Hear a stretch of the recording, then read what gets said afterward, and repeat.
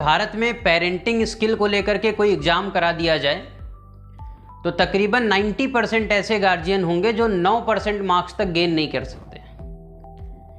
तकलीफ की बात यह है कि ऐसे पेरेंट्स भी अपने बच्चे को केवल इसलिए टॉर्चर कर रहे हैं क्योंकि उनका लड़का बोर्ड एग्जामिनेशन में 90% मार्क्स नहीं लाया है।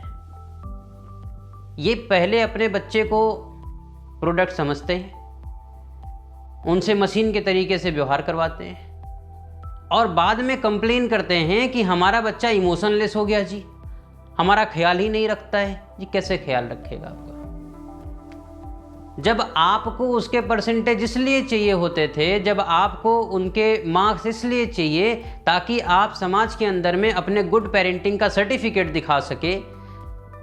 आप एक बार भी इस बात पर फोकस नहीं कर रहे हैं कि आपके बच्चे के अंदर में एक अच्छे रिजल्ट, एक आइडियल स्टूडेंट बनने के लिए और जितने भी कंपोनेंट्स की ज़रूरत पड़ते हैं वो सब उसके अंदर में है या नहीं है। एक बार बाकी की काबिलियत की तारीफ आप करते तो मैं समझता कि आपका व्यक्तिगत स्वार्थ नहीं है। तो आप बच्चे के केवल परसेंटेज यानी वो सर्टिफिकेट जो आपके पेरेंटिंग को वेरीफाई करेगा, केवल उस सर्टिफिकेट के उस 90% के मार्क्स के लिए परेशान हैं। और वो मार्क्स जो उस बच्चे ने गेन किया होगा वो 60 हो, 70 हो, 80 हो, वो सिर्फ और सिर्फ इसलिए कम है क्योंकि आप ही के जानने में किसी का परसेंटेज उससे ज़्यादा है। मैं रिक्वेस्ट करता हूं आपसे, अगर आप अपने बच्चे को प्रोडक्ट के तरीके से यूज करेंगे तो वो धीरे धीरे इमोशनलेस हो जाएंगे, मशीन के तरीके से आपके साथ व्यवहार करेंगे। फ्यूचर में आपको बहुत चैलेंज आने वाला है। मैं रिक्वेस्ट करता हूं कि आप इस बात को समझिए कि अगर मैं हाई स्कूल का टॉपर था और मैं हाई स्कूल की सारी मैथमेटिक्स पढ़ा लूंगा, ये गलत स्टेटमेंट है। मैं हाई स्कूल का टॉपर था, आज मुझे मैथ नहीं तैयार है, मुझे आज मैथमेटिक्स तैयार है और मैं हाई स्कूल की पूरी मैथमेटिक्स पढ़ा लूंगा, ये सही स्टेटमेंट है। पास्ट को फ्यूचर से जोड़ना ये सही स्टेटमेंट नहीं होता है। सही स्टेटमेंट होता है प्रेजेंट को फ्यूचर से कनेक्ट करना। जो रिजल्ट आ गया, जो काम उस बच्चे ने कर दिया है, पीछे वो चाहे अच्छे मार्क्स लाया या फिर बहुत बढ़िया मार्क्स नहीं ला पाया, केवल वो बात पकड़ करके उस बच्चे को मेंटली इतना टॉर्चर कर देना कि वो आगे भी अच्छा ना कर पाए, ये किस हद तक उचित है। आप इस बात को समझिए, वो बच्चा आगे भी कुछ अच्छा कर सकता है। आप पॉसिबिलिटी स्कैनर के तरीके से काम करिए, आप संभावनाएं ढूंढिए उसके अंदर में कि वो और क्या अच्छा कर सकता है, बजाय इसके कि आप घर में बैठ करके, अगर परिवार में 10 मेंबर हैं तो 10 के 10 मेंबर उसको केवल ये बात बताते रहिए कि 67 एक अच्छा परसेंट नहीं है, 70 एक अच्छा परसेंटेज नहीं है, नीट में 300 मार्क्स एक अच्छा मार्क्स नहीं है, अब तुम बेकार हो गए हो, तुम कुछ नहीं कर सकते, तुम्हारे ऊपर इतना खर्च कर दिया है, बेकार हो गया सारा पैसा। ये सब बातें उससे नहीं करने की जरूरत है। उसको इस समय जरूरत है आपके साथ की, आपके सहयोग की। और अगर आप इस समय उसका साथ नहीं देंगे, इस समय आप अगर उसका सहयोग नहीं करेंगे तो किससे उम्मीद करते हैं, कौन आकर के उसके नैया को पार लगाने वाला है। इसका मतलब ये है कि आपका बच्चा आपके माफिक आपको रिजल्ट नहीं दे रहा है तो आपने उसको इग्नोर कर दिया है। देखिए, मुझे पता है कि आप एक अच्छे पेरेंट्स हैं या नहीं हैं, इससे फर्क नहीं पड़ता, लेकिन आप ये बिल्कुल भी पसंद नहीं करेंगे कि आपको कोई बुरा पेरेंट्स कहे। इसके लिए 2 बातें तो आप बिल्कुल अच्छे से समझ लीजिए कि आपके बच्चे के अंदर में काबिलियत है या नहीं है, ये बात केवल इंटरमीडिएट या हाई स्कूल के मार्क्स डिसाइड नहीं करता है। आपने जो संस्कार दिया है आप उस पर भरोसा रखिए, और या फिर जो संस्कार आप देने वाले हैं आप उस पर भरोसा रखिए। वो बच्चे को एक अच्छे परसेंटेज तक लेकर के जाएगा, एक अच्छे रिजल्ट तक लेकर के जाएगा, कॉम्पिटिटिव एग्जाम्स क्रैक करवाएगा फ्यूचर में।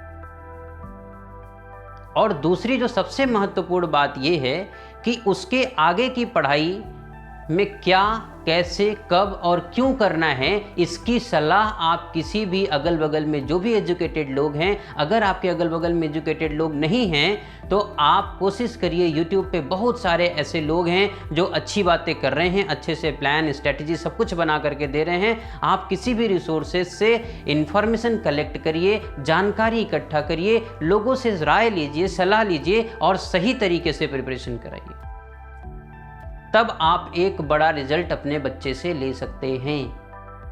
अगर आपका बच्चा हाई स्कूल पास किया हुआ है अभी और आप चाहते हैं कि वो जेई या नीट के लिए मूव करे, तो सबसे पहले काम आपको एक बात तय कर लेनी होगी कि 11th में अगर आपने जेई या नीट के लिए प्लान बनाया है तो आज से ही लिख करके ले लीजिए अपने पास में कि मेरे को इस बात से कोई फ़र्क नहीं पड़ता है कि मेरा बच्चा 80% लेकर के आने वाला है या फिर 90% लेके आने वाला है। हमें केवल इस बात से फ़र्क पड़ता है कि उसका जेई निकलना चाहिए। एक अटेम्प्ट में नहीं निकलेगा, 2 अटेम्प्ट में निकलना चाहिए, बल्कि इस बात से फ़र्क नहीं पड़ेगा कि नहीं इंटरमीडिएट का मार्क्स भी चाहिए और जेई भी चाहिए, इंटरमीडिएट का मार्क्स भी चाहिए और नीट भी चाहिए। बात को समझिए। अगर आपको अपने बच्चे को जेई के लिए भेजना है तो फिर क्या करना होगा, आपको किसी डमी स्कूल में या फिर स्टेट बोर्ड के कुछ ऐसे स्कूल जो इस बात को फैसिलिटेट कर सके, इस बात की सुविधा आपको दे सके कि आप बिना स्कूल गए भी एग्जामिनेशन अटेम्प्ट कर सकते हैं। आप ऐसे स्कूल में जो सुविधा दे रहा है, ऐसे स्कूल में एडमिशन कराइए या किसी डमी स्कूल में एडमिशन कराइए और उसको किसी बड़े कोचिंग इंस्टीट्यूट में डाल दीजिए। आपका बच्चा 2 साल में तैयारी कर लेगा, सिलेक्शन हो जाएगा। ये कोचिंग वाले की अपनी जिम्मेदारी होती है। और अगर आप ये चाहते हैं कि आप एक बड़े स्कूल में भी बच्चे को पढ़ा दें और बच्चा कंपटीशन भी निकाल ले, तो आई थिंक ये थोड़ा सा चैलेंजिंग होगा। बच्चा ना कॉम्पिटिटिव एग्जाम मैनेज कर पाएगा, ना आपका एकेडमिक्स मैनेज कर पाएगा, रिजल्ट तो लेके डूबेगा ही डूबेगा, फिर कंपटीशन के लिए भी प्रिपेयर नहीं हो पाएगा। सही काम करने के लिए कोई समय गलत नहीं होता, लेकिन सही समय पर सही दिशा में सही तरीके से अगर काम न किया जाए तो परिणाम गलत होता है। इसीलिए मैं रिक्वेस्ट करता हूँ, मैं बहुत सारे ऐसे गार्जियंस और ऐसे बच्चों से आज इंटरेक्ट किया हूँ जो अपने बच्चे को इमोशनली टॉर्चर कर रहे हैं कि उनका परसेंटेज 90 क्यों नहीं आया। 2 दिन बाद आईसीएसई का रिजल्ट है, उसमें भी बहुत सारे ऐसे गार्जियंस काम करने वाले हैं, वो कुछ भी नहीं बोलते हैं। ये भी तो एक टॉर्चर है।